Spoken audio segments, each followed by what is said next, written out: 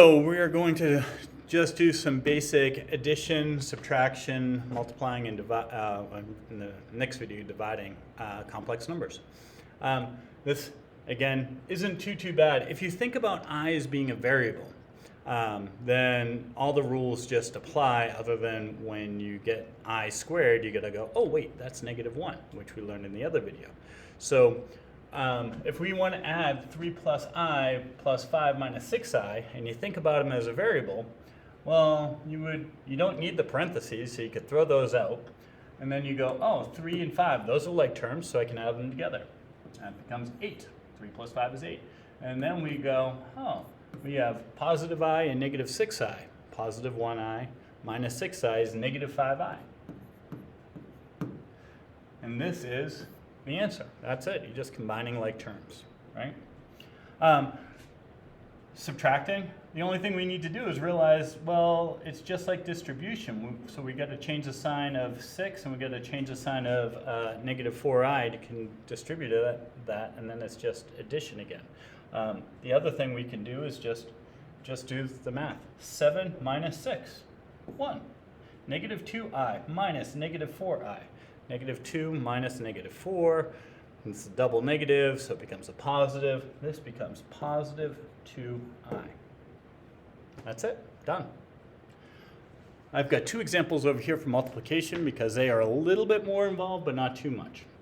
So just like we learned about multiplying binomials, which is what those kind of look like, we need to do the same process. Multiply everything by everything. 6 times 5 is 30. 6 times -2i is -12i.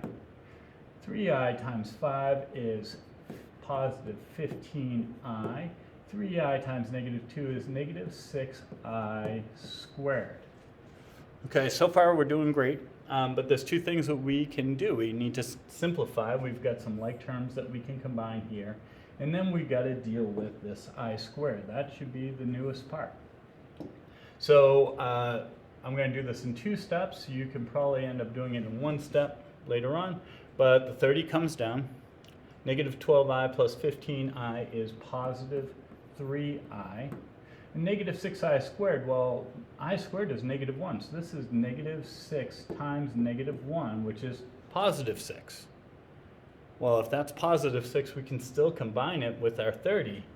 So 6 plus 30 is 36 plus 3i.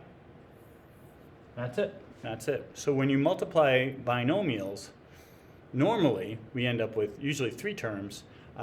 Because they're complex numbers, it should always boil back down to 2 terms.